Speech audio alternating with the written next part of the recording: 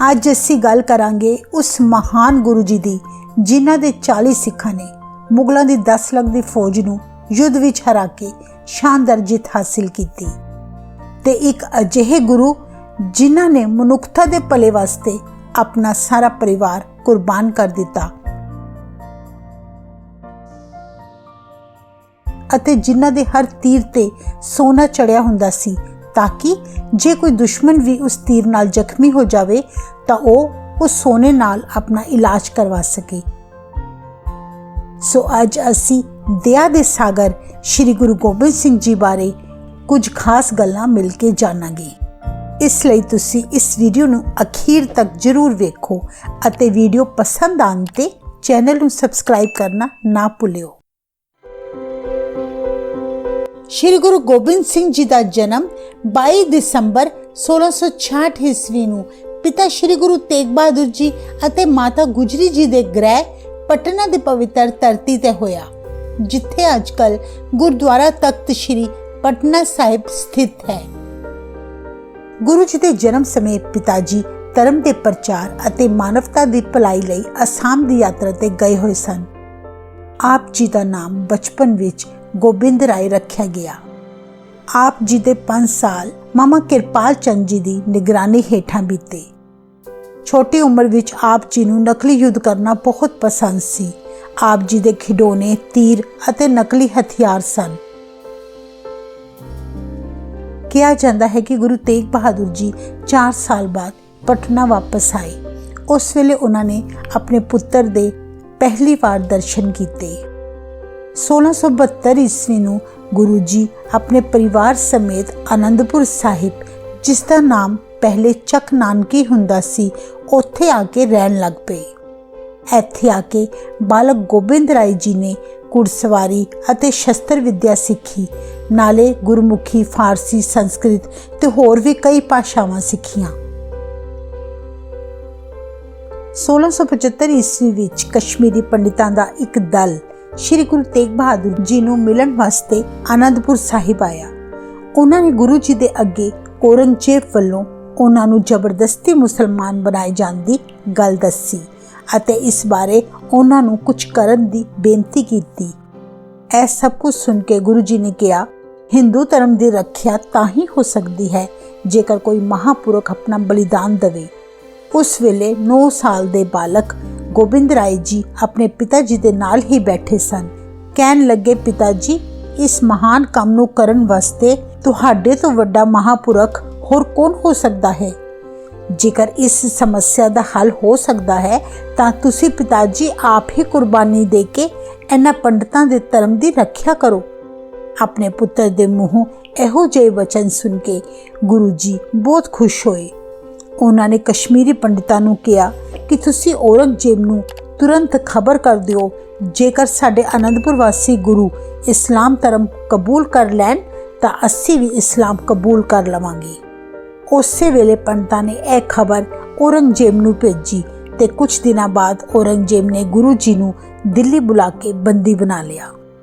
गुरु जी दे अगे औरंगजेब ने इस्लाम कबूल करन दी पेशकश की।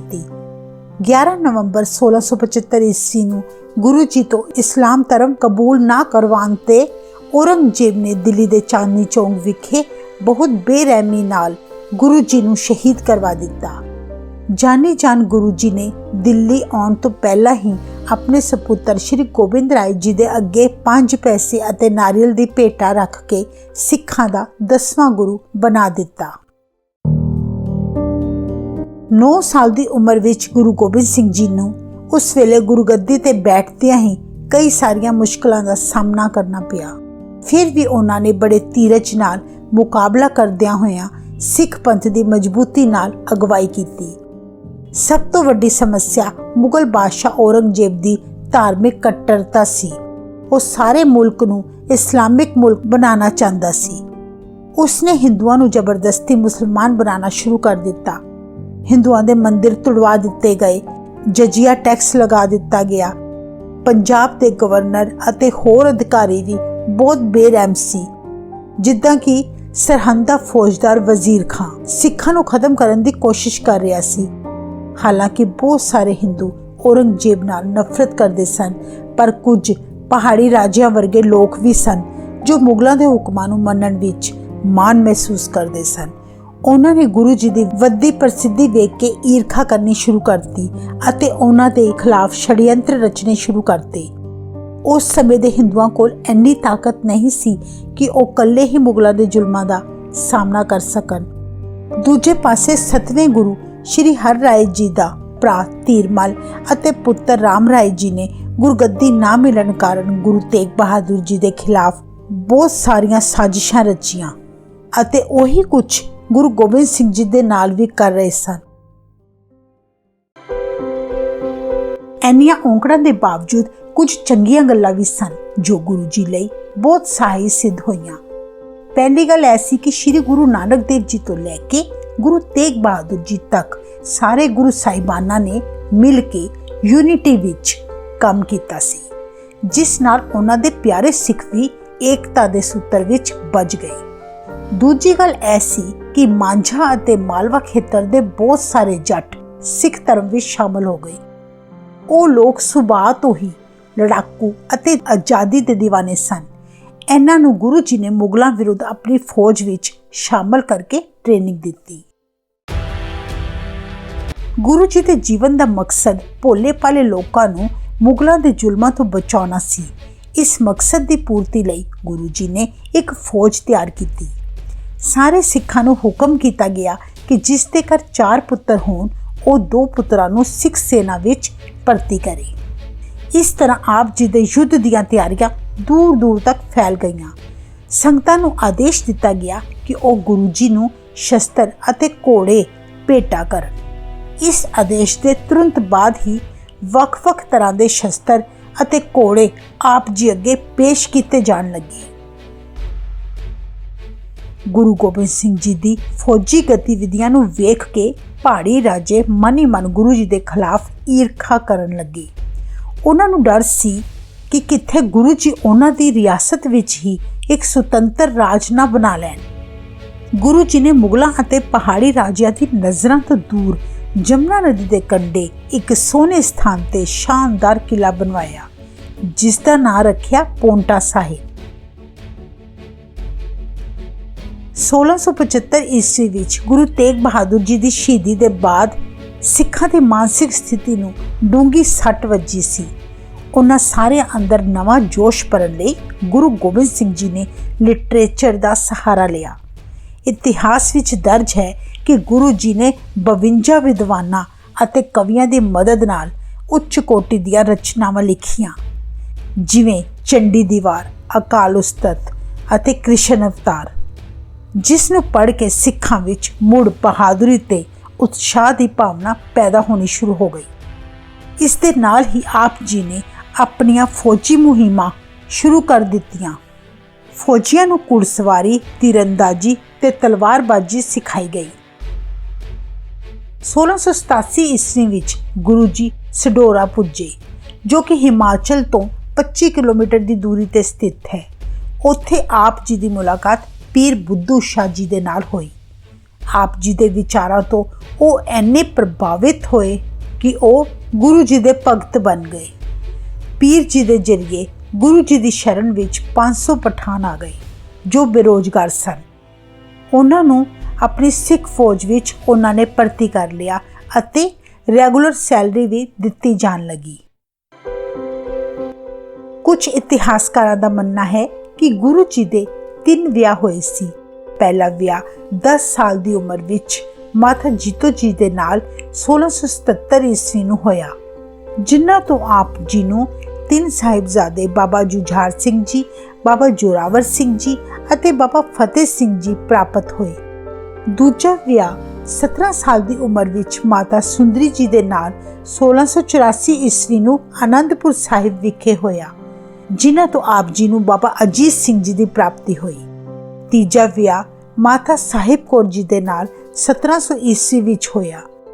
पर सिख इतिहासकारां अनुसार श्री गुरु गोबिंद सिंह जी का केवल इक्को ही विआह होया सी अते आप जी की पत्नी माता जीतो जी सन।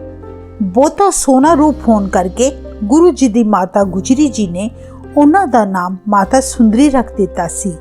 ਮਾਤਾ ਜੀਤੋ ਜੀ ਦੇ 2 ਨਾਮ ਹੋਣ ਕਾਰਨ ਲੋਕਾਂ ਵਿੱਚ ਇਹ ਭੁਲੇਖਾ ਪੈ ਗਿਆ ਕਿ ਗੁਰੂ ਜੀ ਦੀਆਂ 2 ਪਤਨੀਆਂ ਸਨ, ਅਰਥਾਤ ਮਾਤਾ ਜੀਤੋ ਜੀ ਤੇ ਮਾਤਾ ਸੁੰਦਰੀ ਜੀ।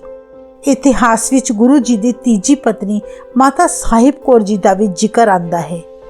ਗੁਰੂ ਘਰ ਦੀ ਸੇਵਾਦਾਰ ਹੋਣ ਕਰਕੇ ਮਾਤਾ ਸਾਹਿਬ ਜੀ ਨੂੰ ਗੁਰੂ ਘਰ ਪ੍ਰਤੀ ਬਹੁਤ ਸ਼ਰਧਾ ਸੀ, ਜਿਸ ਕਰਕੇ ਉਹਨਾਂ ਦੇ ਪਿਤਾ ਆਪਣੀ ਪੁੱਤਰੀ ਦਾ ਰਿਸ਼ਤਾ ਗੁਰੂ ਜੀ ਕੋਲ ਲੈ ਕੇ ਆਏ। ਗੁਰੂ ਜੀ ਨੇ ਉਹਨਾਂ ਨੂੰ ਸਤਿਕਾਰ ਸਹਿਤ ਮਨਾ ਕਰ ਦਿੱਤਾ ਅਤੇ ਕਿਹਾ ਕਿ ਉਹ ਪਹਿਲਾਂ ਤੋਂ ਹੀ ਵਿਆਹੇ ਹੋਏ ਹਨ। ਮਾਤਾ ਸਾਹਿਬ ਕੌਰ ਜੀ ਨੇ ਗੁਰੂ ਘਰ ਤੋਂ ਵਾਪਸ ਜਾਣ ਲਈ ਆਪਣੇ ਪਿਤਾ ਜੀ ਨੂੰ ਮਨਾ ਕਰ ਦਿੱਤਾ, ਕਿਉਂਕਿ ਉਹ ਗੁਰੂ ਜੀ ਦੀ ਸੇਵਾ ਵਿੱਚ ਆਪਣਾ ਜੀਵਨ ਬਿਤਾਉਣਾ ਚਾਹੁੰਦੇ ਸਨ। ਇਤਿਹਾਸ ਵਿੱਚ ਦਰਜ ਹੈ ਕਿ ਗੁਰੂ ਜੀ ਨੇ ਮਾਤਾ ਜੀ ਨਾਲ ਵਿਆਹ ਤਾਂ ਨਹੀਂ ਕਰਵਾਇਆ, ਪਰ ਉਹਨਾਂ ਦਾ ਮਾਣ ਰੱਖਣ ਲਈ ਅਤੇ ਗੁਰੂ ਘਰ ਪ੍ਰਤੀ ਸ਼ਰਧਾ ਵੇਖਦਿਆਂ ਹੋਇਆਂ ਉਹਨਾਂ ਨੂੰ ਗੁਰੂ ਘਰ ਵਿੱਚ ਰਹਿਣ ਦੀ ਇਜਾਜ਼ਤ ਦੇ ਦਿੱਤੀ ਗਈ। ਕਿਹਾ ਜਾਂਦਾ ਹੈ ਕਿ ਬਾਅਦ ਵਿੱਚ ਮਾਤਾ ਸਾਹਿਬ ਕੌਰ ਜੀ ਨੂੰ ਖਾਲਸੇ ਦੀ ਮਾਤਾ ਦਾ ਦਰਜਾ ਦਿੱਤਾ ਗਿਆ ਸੀ ਅਤੇ ਖਾਲਸਾ ਧਰਮ ਦੀ ਸਥਾਪਨਾ ਸਮੇਂ ਅੰਮ੍ਰਿਤ ਤਿਆਰ ਕਰਨ ਦਾ ਸੁਭਾਗ ਮਾਤਾ ਸਾਹਿਬ ਕੌਰ ਜੀ ਨੂੰ ਪ੍ਰਾਪਤ ਹੋਇਆ। ਗੁਰੂ ਜੀ ਦੀ ਵੱਡੀ ਪ੍ਰਸਿੱਧੀ ਦੇਖ ਕੇ ਵੱਡੇ ਰਾਜੇ ਆਪ ਜੀ ਤੋਂ ਈਰਖਾ ਕਰਨ ਲੱਗ ਪਏ ਅਤੇ ਰਾਤ ਦਿਨ ਸਾਜ਼ਿਸ਼ਾਂ ਰਚਣ ਲੱਗੇ।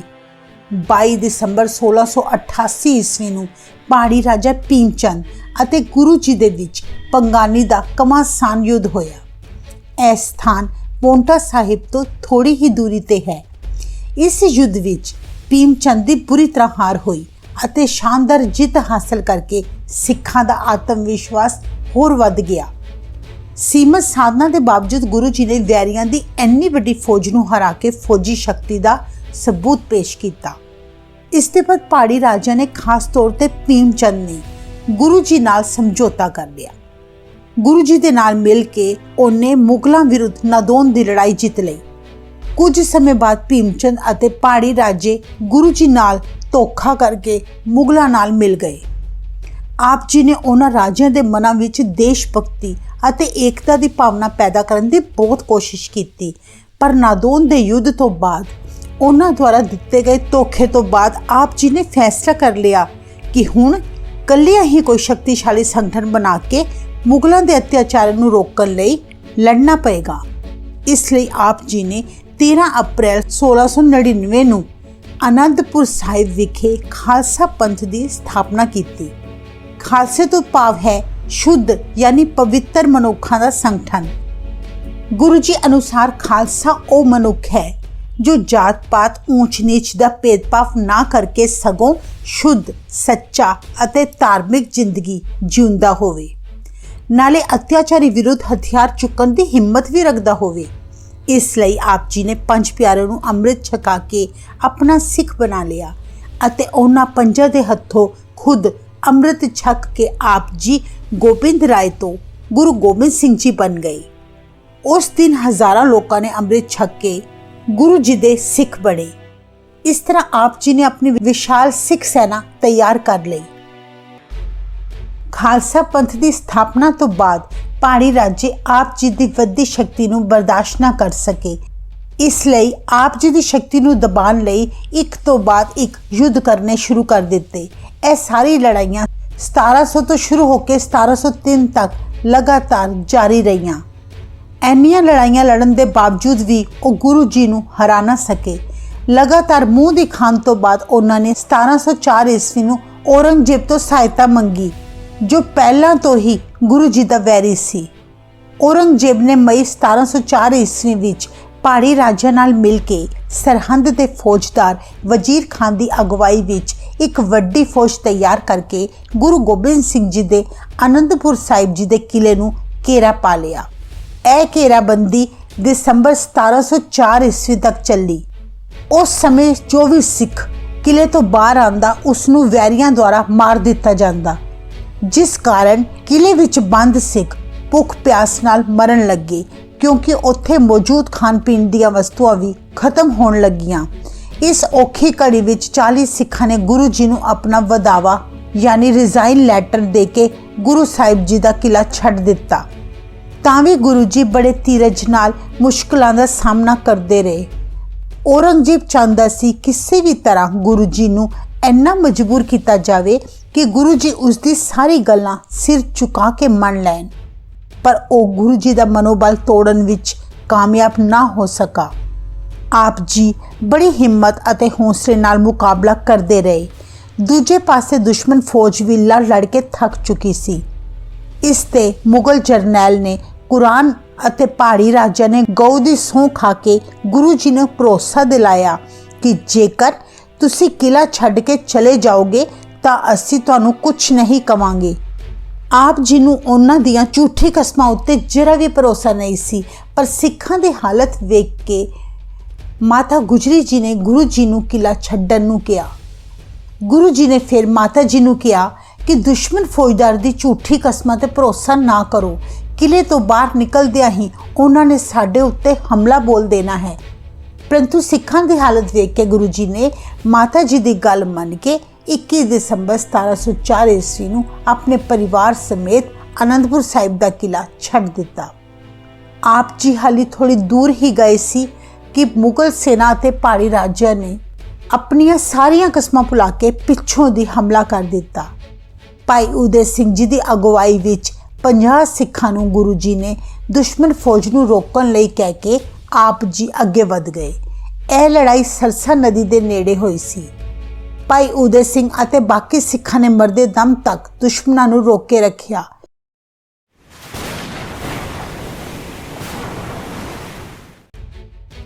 उस समय सरसा नदी विच बाढ़ आई हुई सी। नदी पार करते समय गुरु जी दे बहुत सारे बेशकीमती ग्रंथ भी पानी विच रुड़ गए। इस भगदड़ विच गुरु जी का सारा परिवार विछड़ गया। छोटे 2 साहिबजादे अते माता गुजरी जी सहेड़ी पिंड वल निकल पे। गुरु जी की पत्नी भाई मनी सिंह जी ते होर सिखां नाल दिल्ली पुज गए अते कुछ सिखां नाल वड्डे साहिबजादे ते गुरु जी चमकौर वल चल पे। अगले ही दिन चमकौर की गढ़ी विच भयानक युद्ध होया जो दुनिया के इतिहास की एक बहुत वड्डी जंग सी। एक पासे गुरु जी के 40 सिख सन ते दूजे पासे मुगलों की 10 लाख की फौज। थोड़े जे सिख होने के बावजूद भी गुरु जी की फौज ने शेर वांग बड़ी बहादुरी अते दलेरी नाल वैरियां दा सामना किया। इस जंग विच गुरु जी के 2 वड्डे साहिबजादे बाबा अजीत सिंह जी अते बाबा जुझार सिंह जी ढेर सारे वैरियां नूं मार के अंत विच आप शहीद हो गए। अपने मासूम बच्चों नूं जिन्हां दी उम्र केवल 13 साल ते 17 साल दी सी अपनी अखां सामने शहीद हुंदे वेखिया। धन है अजिहे पिता जो एक पल लई भी डावाडोल नहीं होए, सगों उन्हां बच्चों की शहीदी दे बाद जो बोले सो निहाल दे नारे लगान लगे। गुरु जी दे 40 सिख वैरियां दी 10 लाख की फौज ते भारी पे। इस जंग विच मुगलों की बुरी तरह हार हुई अते वह गुरु जी नूं फड़न विच कामयाब ना हो सके। दूजी तरफ सरसा नदी तो विछड़ के माता गुजरी जी अते दोनों छोटे साहिबजादे बाबा जोरावर सिंह जी अते बाबा फतेह सिंह जी तुरदे तुरदे पिंड सहेड़ी नूं पुज गए। चलते चलते माता जी की मुलाकात अपने पुराने रसोईए गंगू ब्राह्मण नाल हुई जो उन्होंने बड़े सत्कार नाल अपने घर ले आया। उन्हें रात वेले माता जी नूं भोजन छका के सोन वास्ते बिस्तरा दिता। माता जी नूं गंगू ब्राह्मण ते विश्वास सी क्योंकि वह काफ़ी समय तो उन्हां दा सेवक रह चुका सी, पर गंगू दे मन विच कुछ होर ही चल रहा सी। उसकी नज़र माता जी दे कोल पई मोरा दी थैली ते सी। उसने मौका पांदियां ही वो थैली चुरा लई। ए नीच कर्म करदियां वो भुल गया कि जेड़े गुरु घर तो उसकी रोजी रोटी चलती सी, अज जेकर उस परिवार ते मुसीबतां दा पहाड़ टुट पिया तां मदद करन दी बजाए उन्हां नाल ही धोखा कर दिता। सवेरे उठ के जदों माता जी ने उस तो अपनी मोहरां वाली थैली बारे पुछया तां वह अग बबूला हो गया। गंगू ब्राह्मण ने माता जी अते दोनों साहिबजादियां नूं मोरिंडे दे कोतवाल नूं खबर भेज के गिरफ्तार करवा दिता। एक रात गुरु गोबिंद सिंह जी की माता अते बच्चों ने उस कोतवाली विच बिताई। अगले ही दिन उन्होंने फिर सरहंद ले जाया गया जिथे सरहंद दा फौजदार वजीर खान ने ਆਪ ਜੀ ਦੇ ਪਰਿਵਾਰ ਨੂੰ ਠੰਡੇ ਬੁਰਜ ਵਿੱਚ ਕੈਦ ਕਰ ਲਿਆ। ਬੱਚਿਆਂ ਨੂੰ ਜ਼ਬਰਦਸਤੀ ਇਸਲਾਮ ਕਬੂਲ ਕਰਵਾਉਣ ਲਈ ਵਜ਼ੀਰ ਖਾਨ ਵੱਲੋਂ ਕਈ ਲਾਲਚ ਦਿੱਤੇ ਗਏ। ਉਹਨੇ ਸੋਚਿਆ ਕਿ ਇਹ ਸਧਾਰਨ ਬਾਲਕ ਹਨ ਜੋ ਜਰਾ ਜੇ ਲਾਲਚ ਦੇਣ ਕਰਕੇ ਇਸਲਾਮ ਧਰਮ ਕਬੂਲ ਕਰ ਲੈਣਗੇ। ਇਸ ਤਰ੍ਹਾਂ ਉਹ ਗੁਰੂ ਗੋਬਿੰਦ ਸਿੰਘ ਜੀ ਨੂੰ ਝੁਕਾਉਣਾ ਚਾਹੁੰਦੇ ਸੀ। ਪਰ ਉਹ ਤਾਂ ਦਸ਼ਮੇਸ਼ ਪਿਤਾ ਗੁਰੂ ਗੋਬਿੰਦ ਸਿੰਘ ਜੀ ਦੇ ਲਾਲ ਸਨ, ਜਿਨ੍ਹਾਂ ਨੂੰ ਕੋਈ ਵੀ ਲਾਲਚ ਆਪਣੇ ਧਰਮ ਤੋਂ ਹਿਲਾ ਨਹੀਂ ਸਕਦਾ। ਇਸ ਲਈ ਉਹ ਡੋਲੇ ਨਹੀਂ, ਸਗੋਂ ਹੱਸਦੇ ਹੱਸਦੇ ਸ਼ਹੀਦ ਹੋਣ ਲਈ ਤਿਆਰ ਹੋ ਗਏ। 3 ਦਿਨ ਤੱਕ ਉਹਨਾਂ ਬੱਚਿਆਂ ਨੂੰ ਵਜ਼ੀਰ ਖਾਨ ਦੀ ਕਚਹਿਰੀ ਵਿੱਚ ਪੇਸ਼ ਕੀਤਾ ਜਾਂਦਾ ਰਿਹਾ, ਪਰ ਅੰਤ ਵਿੱਚ 27 ਦਸੰਬਰ 1704 ਈਸਵੀ ਨੂੰ ਸਾਹਿਬਜ਼ਾਦਿਆਂ ਨੂੰ ਜਿੰਦਾ ਦੀਵਾਰ ਵਿੱਚ ਚਿਣਵਾ ਦਿੱਤਾ। ਉਸੇ ਦਿਨ ਹੀ ਠੰਡੇ ਬੁਰਜ ਵਿੱਚ ਬੈਠੇ ਮਾਤਾ ਗੁਜਰੀ ਜੀ ਨੇ ਵੀ ਆਪਣੇ ਪ੍ਰਾਣ ਤਿਆਗ ਦਿੱਤੇ।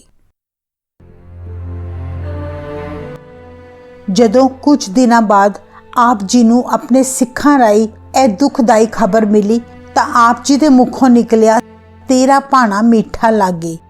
ਇਹ ਕਹਿ ਕੇ ਗੁਰੂ ਜੀ ਮਾਛੀਵਾੜੇ ਦੇ ਜੰਗਲਾਂ ਵੱਲ ਤੁਰ ਪਏ। ਇਹ ਅਜਿਹਾ ਸਮਾਂ ਸੀ ਜਦੋਂ ਗੁਰੂ ਜੀ ਬਿਲਕੁਲ ਇਕੱਲੇ ਰਹਿ ਗਏ ਸਨ।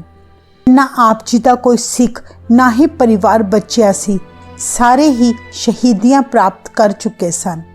ਇਸੇ ਲਈ ਗੁਰੂ ਗੋਬਿੰਦ ਸਿੰਘ ਜੀ ਨੂੰ ਸਰਬੰਸਦਾਨੀ ਕਿਹਾ ਜਾਂਦਾ ਹੈ, ਕਿਉਂਕਿ ਉਹਨਾਂ ਨੇ ਦੇਸ਼ ਦੁਨੀਆ ਦੇ ਭਲੇ ਲਈ ਆਪਣਾ ਸਾਰਾ ਪਰਿਵਾਰ ਕੁਰਬਾਨ ਕਰ ਦਿੱਤਾ। ਉਸ ਵਿਰਹ ਦੀ ਅਵਸਥਾ ਵਿੱਚ ਗੁਰੂ ਜੀ ਨੇ ਉਸੇ ਥਾਂ ਤੇ ਮਿੱਤਰ ਪਿਆਰੇ ਨੂੰ ਹਾਲ ਮੁਰੀਦਾਂ ਦਾ ਕਹਿਣਾ ਦੀ ਰਚਨਾ ਕੀਤੀ। ਮਿੱਤਰ ਪਿਆਰੇ ਨੂੰ ਹਾਲ ਮੁਰੀਦਾਂ ਦਾ ਕਹਿਣਾ, ਹਾਲ ਮੁਰੀਦਾਂ ਦਾ ਕਹਿਣਾ।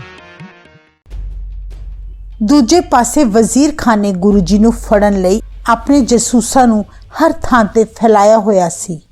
ਗੁਰੂ ਜੀ ਦੀ ਭਨਕ ਮਿਲਣ ਤੋਂ ਬਾਅਦ ਉਹ ਜਸੂਸ ਮਾਛੀਵਾੜਾ ਆ ਪੁੱਜੇ।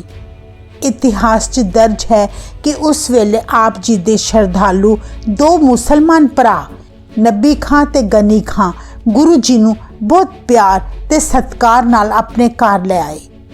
ਮੁਗਲ ਫੌਜਾਂ ਉੱਥੇ ਕਿਸੇ ਵੇਲੇ ਵੀ ਪਹੁੰਚ ਸਕਦੀਆਂ ਸਨ। ਇਸ ਖਤਰੇ ਨੂੰ ਭਾਂਪਦਿਆਂ ਹੋਇਆਂ ਦੋਨੋਂ ਭਰਾਵਾਂ ਨੇ ਗੁਰੂ ਜੀ ਨੂੰ ਇੱਕ ਪਾਲਕੀ ਵਿੱਚ ਬਿਠਾ ਕੇ ਸੁਰੱਖਿਅਤ ਜਗ੍ਹਾ ਤੇ ਲੈ ਜਾਣ ਲੱਗੇ। ਹਜੇ ਉਹ ਥੋੜੀ ਹੀ ਦੂਰ ਪੁੱਜੇ ਸੀ ਕਿ ਮੁਗਲਾਂ ਦੇ ਸਿਪਾਹੀਆਂ ਨੇ ਪਾਲਕੀ ਸਾਹਿਬ ਰੁਕਵਾ ਕੇ ਪੁੱਛਗਿੱਛ ਕੀਤੀ। ਜਵਾਬ ਵਿੱਚ ਨੱਬੀ ਖਾਂ ਨੇ ਦੱਸਿਆ ਕਿ ਇਹ ਸਾਡੇ ਉੱਚ ਦਾ ਪੀਰ ਹਨ, ਯਾਨੀ ਸਭ ਤੋਂ ਵੱਡੇ ਪੀਰ। ਇਹ ਗੱਲ ਸੁਣ ਕੇ ਸਿਪਾਹੀਆਂ ਨੇ ਉਹਨਾਂ ਨੂੰ ਜਾਣ ਦੀ ਇਜਾਜ਼ਤ ਦੇ ਦਿੱਤੀ। ਕੁਝ ਦਿਨਾਂ ਬਾਅਦ ਗੁਰੂ ਜੀ ਨੇ ਔਰੰਗਜ਼ੇਬ ਨੂੰ ਇੱਕ ਜ਼ਫਰਨਾਮਾ ਲਿਖਿਆ, ਜਿਸ ਨੂੰ ਵਿਜੇ ਪੱਤਰ ਕਿਹਾ ਜਾਂਦਾ ਹੈ। ਇਸ ਵਿੱਚ ਆਪ ਜੀ ਨੇ ਔਰੰਗਜ਼ੇਬ ਦੀ ਧਾਰਮਿਕ ਅਸਹਿਣਸ਼ੀਲਤਾ ਦੀ ਨੀਤੀ ਦਾ ਸਖਤ ਵਿਰੋਧ ਕੀਤਾ ਅਤੇ ਮੁਗਲਾਂ ਖਿਲਾਫ ਗੁਰੂ ਜੀ ਦਾ ਤਲਵਾਰ ਚੁੱਕਣਾ ਸਹੀ ਕਿਹਾ। ਇਸ ਜ਼ਫਰਨਾਮੇ ਵਿੱਚ ਇਹ ਵੀ ਲਿਖਿਆ ਸੀ ਕਿ ਬੇਸ਼ੱਕ 4 ਪੁੱਤਰਾਂ ਸਮੇਤ ਬਹੁਤ ਸਾਰੇ ਸਿੱਖ ਸ਼ਹੀਦ ਹੋ ਗਏ, ਪਰ ਯਾਦ ਰੱਖੀ ਮੇਰੇ ਹਜ਼ਾरों ਪੁੱਤਰ ਹਾਲੇ ਵੀ ਜਿਉਂਦੇ ਹਨ। 29 ਦਸੰਬਰ 1705 ਈਸਵੀ ਨੂੰ ਖਿਦਰਾਨਾ ਵਿੱਚ ਗੁਰੂ ਜੀ ਨੇ ਮੁਗਲਾਂ ਦੇ ਨਾਲ ਆਪਣੇ ਜੀਵਨ ਦੀ ਆਖਰੀ ਜੰਗ ਲੜੀ, ਜਿਸ ਨੂੰ ਮੁਕਤਸਰ ਦੀ ਜੰਗ ਕਿਹਾ ਜਾਂਦਾ ਹੈ।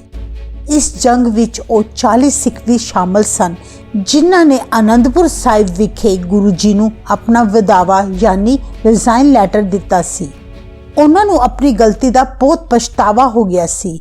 ਇਸ ਕਰਕੇ ਉਹਨਾਂ ਨੇ ਗੁਰੂ ਜੀ ਦੇ ਨਾਲ ਮਿਲ ਕੇ ਮੁਗਲਾਂ ਖਿਲਾਫ ਇਹ ਯੁੱਧ ਲੜਿਆ। ਇਸ ਯੁੱਧ ਵਿੱਚ ਵੀ ਪਹਿਲੇ ਹੋਏ ਯੁੱਧਾਂ ਵਾਂਗ ਗੁਰੂ ਜੀ ਕੋਲ ਥੋੜੇ ਹੀ ਸਿੱਖ ਸਨ, ਪਰ ਗੁਰੂ ਜੀ ਦੀ ਬਹਾਦਰੀ ਅਤੇ ਦਲੇਰੀ ਨਾਲ ਇਹ ਜੰਗ ਵੀ ਜਿੱਤੀ ਗਈ। ਇਸ ਵਿੱਚ 40 ਸਿੱਖਾਂ ਨੇ ਸ਼ਹਾਦਤ ਪ੍ਰਾਪਤ ਕਰ ਲਈ। ਸ਼ਹੀਦੀ ਤੋਂ ਪਹਿਲੇ ਉਹਨਾਂ ਨੇ ਮਾਫੀ ਮੰਗਦਿਆਂ ਹੋਇਆਂ ਗੁਰੂ ਜੀ ਅੱਗੇ ਅਰਦਾਸ ਕੀਤੀ ਕਿ ਕਿਰਪਾ ਕਰਕੇ ਤੁਸੀਂ ਸਾਡੀ ਆਖਰੀ ਇੱਛਾ ਪੂਰੀ ਕਰੋ ਤੇ ਤੁਸੀਂ ਸਾਡੇ ਵਿਦਾਵੇ ਨੂੰ ਪਾੜ ਦਿਓ। ਗੁਰੂ ਜੀ ਨੇ ਉਹਨਾਂ ਦੀ ਇਸ ਕੁਰਬਾਨੀ ਨੂੰ ਵੇਖ ਕੇ ਉਸੇ ਵੇਲੇ ਉਹ ਵਿਦਾਵਾ ਪਾੜ ਦਿੱਤਾ, ਜੋ ਗੁਰੂ ਜੀ ਨੇ ਅਨੰਦਪੁਰ ਸਾਹਿਬ ਛੱਡਣ ਵੇਲੇ ਤੋਂ ਹੀ ਆਪਣੇ ਕਮਰ ਕੱਸੇ ਵਿੱਚ ਸੰਭਾਲ ਕੇ ਰੱਖਿਆ ਹੋਇਆ ਸੀ, ਕਿਉਂਕਿ ਜਾਨੀ ਜਾਨ ਗੁਰੂ ਜੀ ਜਾਣਦੇ ਸੀ ਕਿ ਇੱਕ ਦਿਨ ਇਸ ਦੀ ਲੋੜ ਪੈਣੀ ਹੈ। ਇਸ ਘਟਨਾ ਤੋਂ ਬਾਅਦ ਤੋਂ ਹੀ ਉਹ ਸਿੱਖ 40 ਮੁਕਤੇ ਦੇ ਨਾਮ ਨਾਲ ਅਮਰ ਹੋ ਗਏ। ਉਹਨਾਂ ਦੀ ਯਾਦ ਵਿੱਚ ਖਿਦਰਾਨੇ ਦੇ ਉਸ ਸਥਾਨ ਨੂੰ ਮੁਕਤਸਰ ਕਿਹਾ ਜਾਣ ਲੱਗਾ। ਸਿੱਖਾਂ ਦੁਆਰਾ ਰੋਜ਼ ਕੀਤੀ ਜਾਣ ਵਾਲੀ ਅਰਦਾਸ ਵਿੱਚ 40 ਮੁਕਤਿਆਂ ਦਾ ਨਾਮ ਉਚਾਰਿਆ ਜਾਂਦਾ ਹੈ। 1706 ਈਸਵੀ ਨੂੰ ਗੁਰੂ ਜੀ ਦਮਦਮਾ ਸਾਹਿਬ ਪੁੱਜੇ, ਜਿੱਥੇ ਆਪ ਜੀ ਨੇ ਭਾਈ ਮਨੀ ਸਿੰਘ ਜੀ ਦੇ ਨਾਲ ਸ੍ਰੀ ਗੁਰੂ ਗ੍ਰੰਥ ਸਾਹਿਬ ਜੀ ਦੀ ਰਚਨਾ ਕੀਤੀ ਤੇ ਇਸ ਮਹਾਨ ਗ੍ਰੰਥ ਵਿੱਚ ਆਪ ਜੀ ਨੇ ਆਪਣੇ ਪਿਤਾ ਸ੍ਰੀ ਗੁਰੂ ਤੇਗ ਬਹਾਦਰ ਜੀ ਦੀ ਬਾਣੀ ਵੀ ਸ਼ਾਮਿਲ ਕੀਤੀ। 1707 ਈਸਵੀ ਵਿੱਚ ਔਰੰਗਜ਼ੇਬ ਦੀ ਮੌਤ ਤੋਂ ਬਾਅਦ ਉਸਦੇ ਪੁੱਤਰ ਬਹਾਦਰ ਸ਼ਾਹ ਅਤੇ ਉਸਦੇ ਭਰਾਵਾਂ ਵਿੱਚ ਰਾਜਗੱਦੀ ਹਾਸਲ ਕਰਨ ਲਈ ਜੰਗ ਛਿੜ ਗਈ। ਬਹਾਦਰ ਸ਼ਾਹ ਨੇ ਗੁਰੂ ਜੀ ਤੋਂ ਯੁੱਧ ਵਿੱਚ ਮਦਦ ਕਰਨ ਲਈ ਬੇਨਤੀ ਕੀਤੀ। ਇਤਿਹਾਸ ਵਿੱਚ ਦਰਜ ਹੈ ਕਿ ਗੁਰੂ ਜੀ ਨੇ ਬਹਾਦਰ ਸ਼ਾਹ ਨਾਲ ਇੱਕ ਵਚਨ ਕੀਤਾ ਕਿ ਅਸੀਂ ਤੇਰਾ ਕੰਮ ਜ਼ਰੂਰ ਕਰ ਦੇਵਾਂਗੇ, ਪਰ ਤੈਨੂੰ ਵੀ ਸਾਡੇ ਨਾਲ ਇੱਕ ਵਾਅਦਾ ਕਰਨਾ ਪਵੇਗਾ।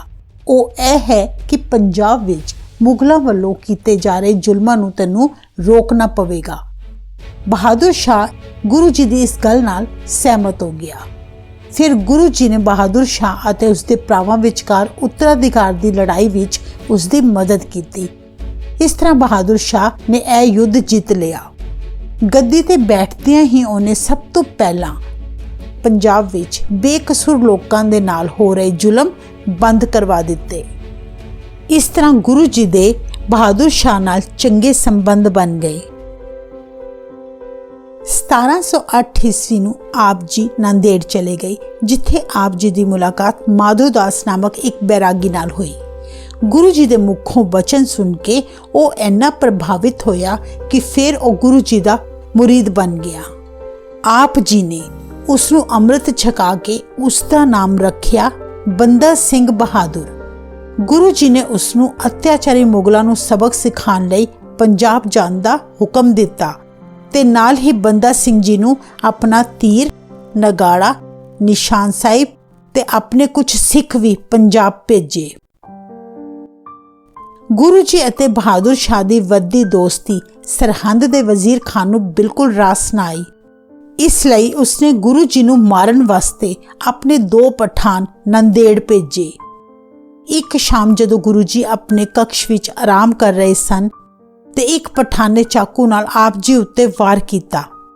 ਆਪ ਜੀ ਨੇ ਉਸੇ ਵੇਲੇ ਉਸ ਪਠਾਨ ਦਾ ਸਿਰ ਕਲਮ ਕਰਤਾ, ਪਰ ਗੁਰੂ ਜੀ ਬਹੁਤ ਜ਼ਖਮੀ ਹੋ ਗਏ ਸਨ। ਗੁਰੂ ਜੀ ਦੇ ਸਿੱਖਾਂ ਨੇ ਉਸੇ ਸਮੇਂ ਦੂਜੇ ਪਠਾਨ ਨੂੰ ਫੜ ਕੇ ਮਾਰ ਗਿਰਾਇਆ।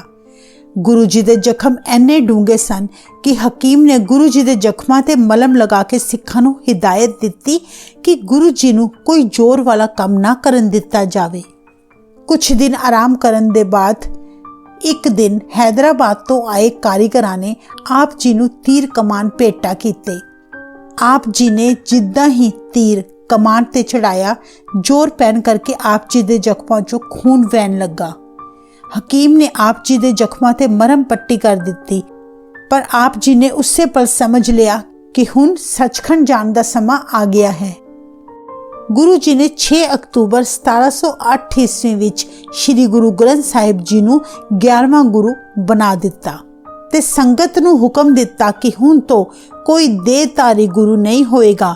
ਸਾਡੇ ਸਾਰਿਆਂ ਦੇ ਗੁਰੂ ਹੁਣ ਤੋਂ ਸ੍ਰੀ ਗੁਰੂ ਗ੍ਰੰਥ ਸਾਹਿਬ ਜੀ ਹੋਣਗੇ। 7 ਅਕਤੂਬਰ 1708 ਈਸਵੀ ਨੂੰ ਸ੍ਰੀ ਗੁਰੂ ਗੋਬਿੰਦ ਸਿੰਘ ਜੀ ਸਦਾ ਵਾਸਤੇ ਜੋਤੀ ਜੋਤ ਸਮਾ ਗਏ। ਜਿੱਥੇ ਅੱਜਕੱਲ ਤਖਤ ਸੱਚਖੰਡ ਸ੍ਰੀ ਹਜੂਰ ਸਾਹਿਬ ਸੁਭਾਇਮਾਨ ਹੈ।